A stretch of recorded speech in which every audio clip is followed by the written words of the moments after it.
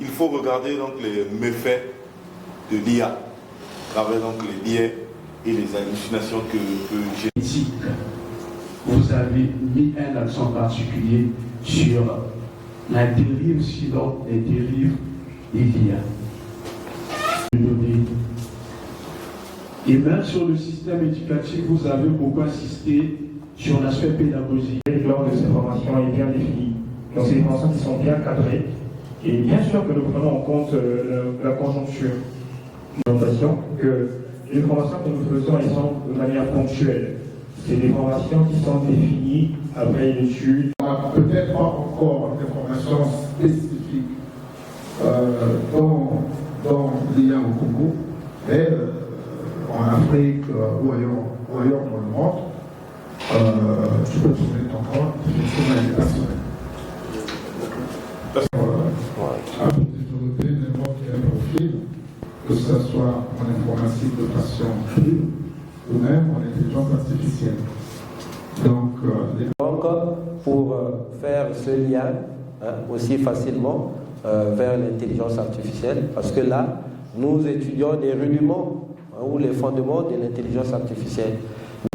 Les tendances actuelles, entre autres, il y a le numérique, puisque c'est une des recommandations de partenaires qui travaillent sur le système éducatif comme l'UNESCO, la CONFEMED, où il faut impérativement tenir compte du numérique. Maintenant, à notre niveau, nous sommes, comme je vous ai dit, c'est ce cadre qui est une constitution de l'éducation. La manière que nous avons la constitution pour un pays, nous sommes en train de rédiger, c'est déjà rédigé, il reste juste la validation officielle au niveau des policiers. Dans la salle ici, des physiciens et autres. Dans les années 2000, nous sommes arrivés à l'université, et aussi en France et aux États-Unis, des professeurs de maths qui pour eux, parce que la calculatrice venait pour des et jadis, nos doyens qui sont là n'ont pas utilisé la calculatrice à l'école. C'était avec la tête. Vous avez raison, il est très important de regarder les méfaits que ça peut apporter. Merci pour votre parole. Et le côté négatif de l'IA, les gens parlent. Aujourd'hui, nous avons réuni nos experts qui sont de nombreux. Nous allons donc échanger sur les opportunités. Sur le long terme, le CAIA veut être un hub, veut être une école de formation, veut être un centre de recherche. Merci beaucoup pour votre intervention. Vous avez parlé l'humain, la machine et autres, et les stratégies. Le système éducatif tel que c'est pensé, il y a des solutions en interne, mais il y a aussi des solutions qu'il faut tenir compte de ce qui se fait dans le monde entier. D'où il y a des organismes comme l'UNESCO, vous connaissez la définition de l'UNESCO, garant de l'éducation, la science, la culture dans le monde. Chaque fois, l'UNESCO produit des documents et aujourd'hui, avec l'agenda 2030 de l'UNESCO, où nous parlons des développements durables, sur son axe 4 qui travaille sur l'éducation, martèle là-dessus pour dire de manière générale, le numérique met l'humain au centre, l'élève au centre, l'enseignant au centre. Donc l'humain ne doit pas plutôt être relégué au second plan pour laisser la place à la machine. Donc nous, nos stratégies que nous bâtissons, nous sommes toujours en conformité et en harmonie avec les recommandations que je vous ai dictées de l'UNESCO, de la CONFEMED et autres, qui réfléchissent déjà en amont sur les dérives ou pas de l'intelligence artificielle. Maintenant, localement, puisqu'il y a aussi des particularités des pays, au niveau du Congo, mais nous sommes nous-mêmes des produits du temps. Nous avons étudié sans le numérique, avec le numérique, aujourd'hui avec l'intelligence artificielle. Vous ne pouvez pas être au niveau de la conception si vous n'avez pas un bon bagage de terrain. Donc nous se servons de notre expérience du terrain qui passait pour trouver des stratégies qui seront adaptées aux innovations du moment. Et pour parler de l'UNESCO et de dérives, vous avez dit, aujourd'hui, au niveau des grands penseurs et des grands décideurs de l'intelligence artificielle, on est en train de réfléchir dans le monde comment essayer de canaliser tout ce qui vient de l'intelligence artificielle, à l'image un peu de l'IAE, l'agence qui s'occupe de l'énergie atomique, là, ceux qui contrôlent, oui, dans les pays qui veulent développer le nucléaire, ouais, il y a une agence comme ça. Il y a beaucoup de I et de A à l'intérieur, je prononce pas mal.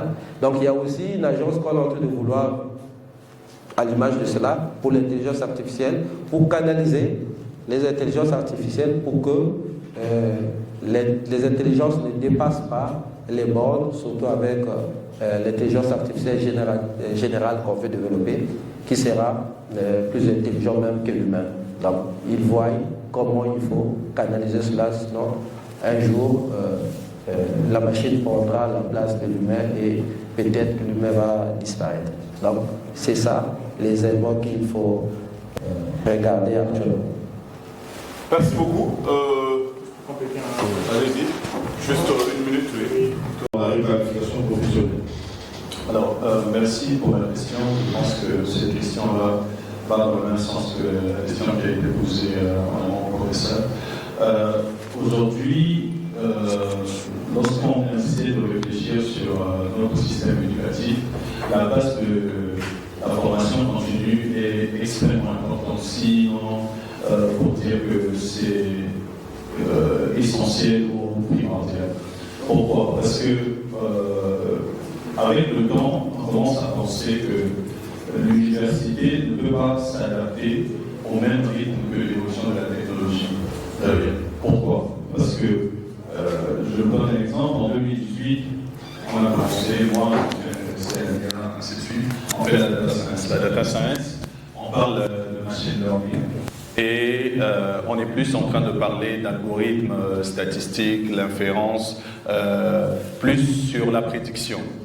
2018, vous avez 2020, 2021, OpenAI fait sortir ChatGPT. Donc 2022, fait sortir ChatGPT, le tout premier modèle.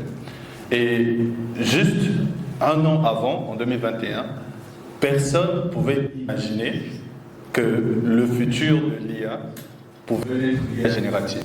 Parce que tout le monde pensait au deep learning avec le computer vision, ainsi de suite. Et aujourd'hui, si vous essayez de regarder un peu les tendances au niveau international, tout le monde est centré sur le domaine de l'IA générative. Et 2021, 2022, 2023, on commence à parler du concept, avant on avait le grand modèle de langage, donc le LLM, et on commence à parler des agents. Donc, je ne pense pas que, et là par exemple en 2025, le concept des agents s'est gravement développé. On a eu des agents, des outils. Après, on a un protocole qui est sorti en 2025, juste la même année, le protocole MCP, qui permet de standardiser un peu le développement des agents. Mais quel système éducatif peut s'adapter à cette vitesse-là? D'où l'importance de la formation continue. Voilà pourquoi moi je pense qu'il faut, dans notre système éducatif, le rôle de l'université, c'est d'établir les principes. Parce que les principes sont immuables et ça ne bouge pas beaucoup. Mais la technologie évolue très vite. Voilà pourquoi nous devons prioriser les formations, les bootcamps. Aujourd'hui, vous avez des plateformes comme Coursera, sur lequel vous pouvez facilement apprendre un certain nombre de technologies. Et ce qui doit suivre un peu après ces formations continues, puisque très souvent c'est des certifications, il faut regarder comment est-ce que dans notre système aussi, on peut valoriser ces certifications. Parce que, comme je l'ai dit, l'université ou le diplôme universitaire ne peut pas suivre la compétence aujourd'hui, parce que la technologie évolue très vite. Donc nous devons vraiment prioriser la formation continue dans tous les niveaux en fait. Très intéressant. Pour garder le temps pour les autres points, on va écouter M. Diablo. Alors, la question est la suivante. Quelles compétences liées à l'IA et au numérique devraient être intégrées dans les curriculums dès aujourd'hui? Merci d'avoir évoqué le lien IA et curriculum. Les compétences d'aujourd'hui, telles que nous le voyons, dans notre curriculum, le curriculum congolais, je rappelle que le curriculum, selon la définition de l'UNESCO, c'est un ensemble d'éléments qui permettent de définir et d'organiser un système éducatif. Alors, ce sont les politiques éducatives, les programmes, les manuels scolaires, les ressources, les méthodes, les approches de l'enseignement, même l'évaluation dans un système éducatif. Et dans notre curriculum, la notion du numérique existe déjà. C'est bel et bien énoncé, c'est enseigné, c'est utilisé à des vitesses variables. Mais expressément, l'IA ne figure pas encore. Mais heureusement que l'IA n'est autre qu'une partie du numérique. Donc nous pouvons bel et bien faire l'IA dans notre système éducatif sous couvert que ça fait partie du numérique. Maintenant, pour parler des compétences, oui, nous voyons beaucoup de gens que c'est lancé tout de suite à l'utilisation des applications, des outils, à regarder même le machine learning, le deep learning, mais nous oublions un élément fondamental. Nous, système éducatif, je pense qu'on doit s'attarder là-dessus, c'est sur l'éthique de l'utilisation de l'IA. Parce que l'école transmet les valeurs, l'école doit transmettre tout ce qui est correct. Donc je pense qu'il est d'abord primordial de développer les compétences sur ces problèmes d'IA. Qu'est-ce que l'IA peut faire, qu'est-ce que l'IA ne peut pas faire, et quelles sont les dérives qui peuvent arriver à travers l'IA, comment utiliser l'IA de manière responsable. Mais à côté de ça, bon, oui, une fois qu'on a compris, on a maîtrisé l'IA, mais je pense qu'il y a un socle qui est le prompt ingénierie. C'est à discuter avec un LLM donné comme le ChatGPT. Aujourd'hui, nous voyons de manière triviale, les gens utilisent le ChatGPT, mais sont vraiment bien maîtrisés et parfois sont surpris qu'ils n'obtiennent pas les résultats escomptés. Mais une fois qu'on maîtrise comment dialoguer avec l'IA, comment savoir rédiger une requête pour que vous puissiez obtenir ce que vous souhaitez, c'est tout un art et c'est tout un domaine, c'est le prompt ingénierie. Je pense que c'est une compétence fondamentale qu'on peut mettre dans le système éducatif. Et le bas niveau, comme a dit le professeur Régis, commencer déjà à savoir rédiger un prompt pour savoir le reste viendra après le machine learning, le deep learning, se base sur cela. Merci beaucoup. On va donc dire qu'il faut apprendre les pontes. Là, les pontes, c'est... Merci pour la question. C'est une question pertinente et aussi assez vaste. Alors, on ne peut pas seulement aujourd'hui commencer par faire l'adaptation des programmes au niveau, comme vous avez dit, technique, professionnel ou universitaire. Mon collègue de droite ici a parlé de l'enseignement primaire. Je pense qu'il faut penser à une réforme générale et globale, j'ai envie de dire, de nos programmes. Aujourd'hui, l'intelligence artificielle, vous avez dit dans votre thématique, préparer les jeunes aux métiers de demain, mais en réalité, les métiers liés à l'IA sont déjà là. Et notre jeunesse devrait plutôt être formée dès sa plus tendre enfance.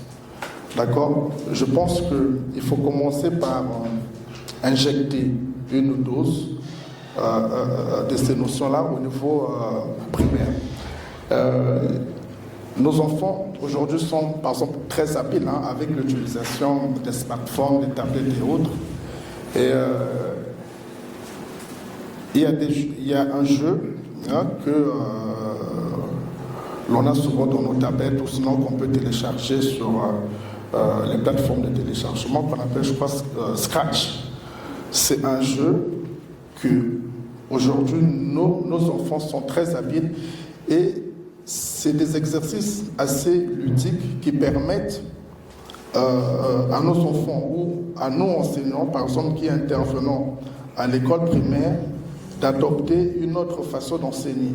C'est-à-dire que petit à petit, on pourrait apprendre à nos enfants comment raisonner, comment traiter des exercices de logique.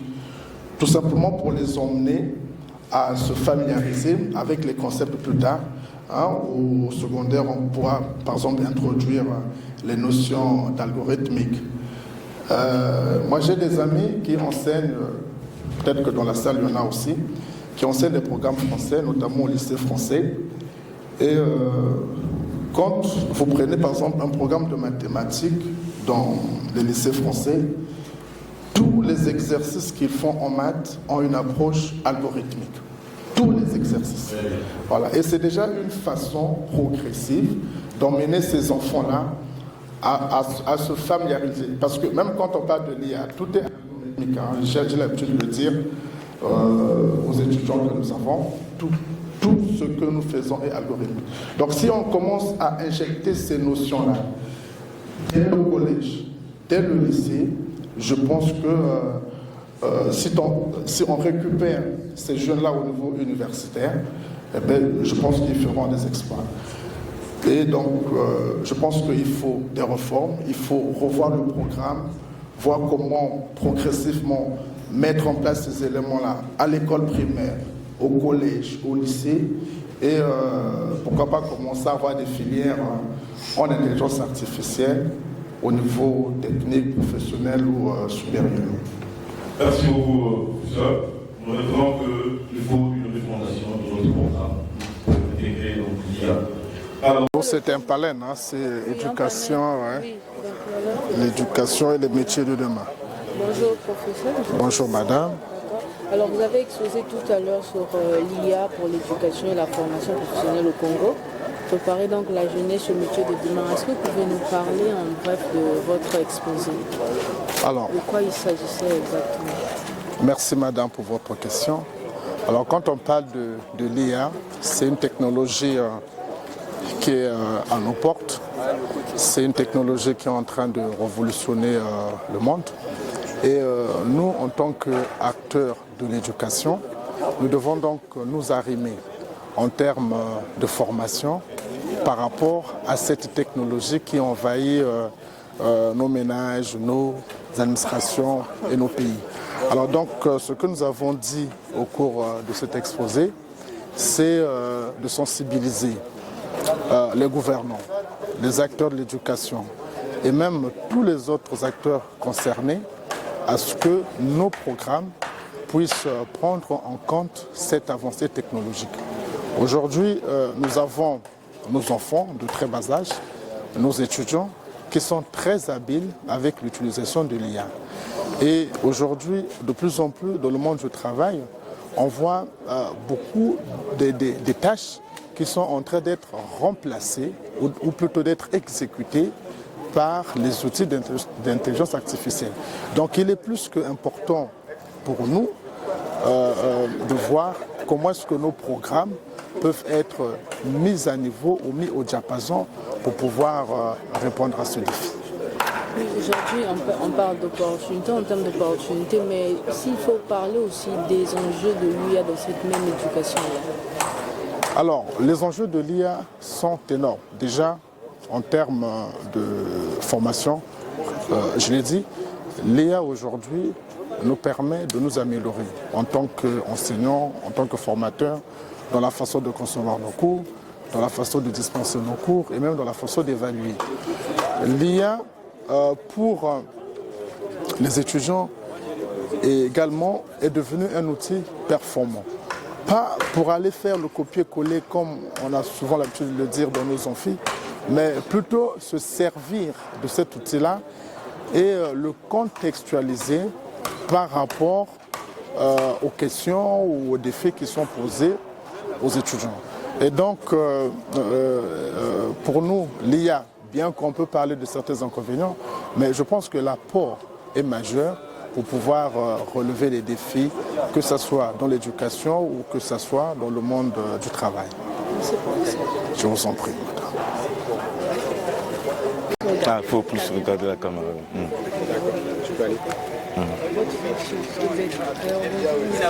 Bonjour madame. Est-ce que vous pouvez vous présenter? Merci beaucoup. Je suis Emergirok Pavel Ponzou. Je suis de formation mathématicien. J'ai été à l'école normale supérieure où j'ai fait un bac plus 5 ans en enseignement de mathématiques. Aujourd'hui, je suis responsable du bureau de gestion d'information aéronautique au niveau de la SECNA, où nous gérons des données sensibles pour la sécurité de la navigation aérienne.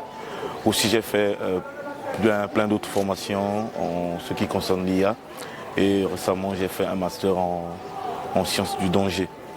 Alors, je suis vice-président de l'association Indabex Congo. C'est une association qui œuvre dans la promotion de l'IA au niveau africain, en particulier en République du Congo. Voilà. D'accord. Aujourd'hui, vous avez assisté à un panel sur l'IA en éducation. Qu'est-ce que vous pouvez nous dire de ce panel dont vous avez assisté? Merci beaucoup. Nous avons donc, en tant qu'organisateur de l'événement, nous avons reçu donc 4 experts qui nous ont parlé en large de l'IA.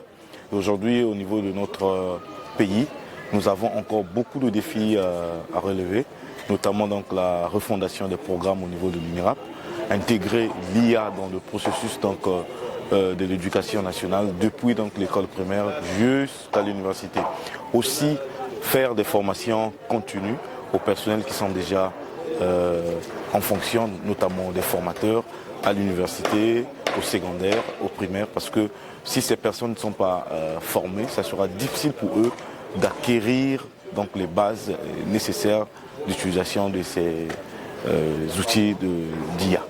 Alors aussi à ceux qui sont étudiants ou ceux qui sont professionnels ou ceux qui sont dans l'industrie, il faut qu'ils s'en approprient parce que nous avons besoin de la compétence. Aujourd'hui au Congo, je ne sais pas à quelle statistique on peut évaluer donc, ceux qui utilisent l'IA au quotidien. Nous avons peur, les outils sont là. Ils ne sont pas venus pour remplacer nos métiers, mais ils sont là venus pour nous aider à avancer. Parce que quand on ne dit pas de mensonges, l'IA aujourd'hui, on ne peut plus reculer. L'IA est en train d'avancer et l'objectif des grands concepteurs de ces modèles, c'est d'arriver à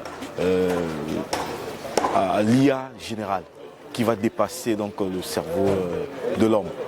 Alors nous également, nous devons prendre les choses en main et avancer avec l'IA. C'est comme la calculatrice, on a dit, la calculatrice, lorsqu'elle est venue, les profs de maths pensaient que ça devait remplacer les profs, mais aujourd'hui, on s'en sert.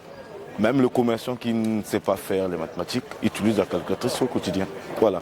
Donc aujourd'hui, on exhorte tout le monde de s'en approprier. Les outils sont là, mais il faut passer par la formation. Si vous n'êtes pas formé, ça sera difficile pour vous de savoir et de comprendre comment utiliser donc, ces modèles-là. Merci beaucoup. Merci. Nous dire ce que vous avez retenu de ce panel. D'accord. Bon, déjà, c'est une conférence qui porte sur le thème intitulé « L'intelligence artificielle au service du développement ». S'il vous plaît. Les panélistes qui sont des spécialistes ont parlé en long et en large sur l'intelligence artificielle, de façon particulière sur l'éducation. Là, il faut retenir qu'il faut procéder à une refondation du système éducatif congolais, tout en partant à la base, notamment l'enseignement primaire, secondaire, voire aussi supérieur. À ce niveau-là, il faut adapter l'IA à les compétences des apprenants, tout en mettant un accent particulier sur le quotient intellectuel de chaque apprenant pour permettre à chaque apprenant de ne pas se sentir lésé. Mais à ce niveau-là, il faut parler de son usage, ce qu'il faut faire avec l'IA, ce qu'il ne faut pas faire. À ce niveau, on parle de l'aspect éthique qui peut aboutir à des dérives. De ce fait, il faut en faire bon usage pour éviter de se sentir léger, pour éviter aussi de se faire dominer par l'intelligence artificielle, parce qu'il y a de ces utilisateurs qui se disent que l'IA doit tout faire à leur place. Non, l'IA n'est qu'un outil sur qui on se base, on se sert, mais l'IA ne doit pas prendre la place de l'humain. L'humain doit savoir canaliser ses recherches tout en faisant fi de l'IA.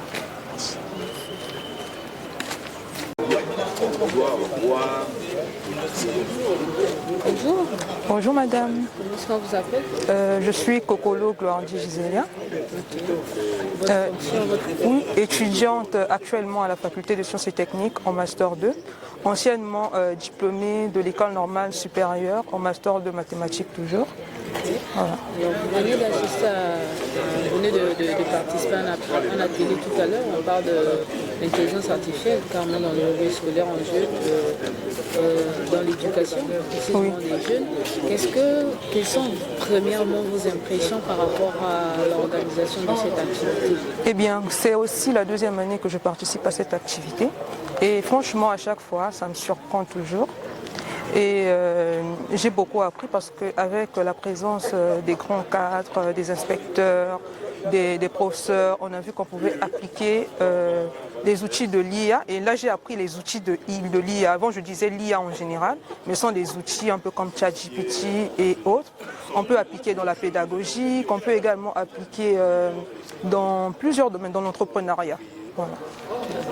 Et donc pour vous, cette conférence a été un succès? Oui, ça a été un succès.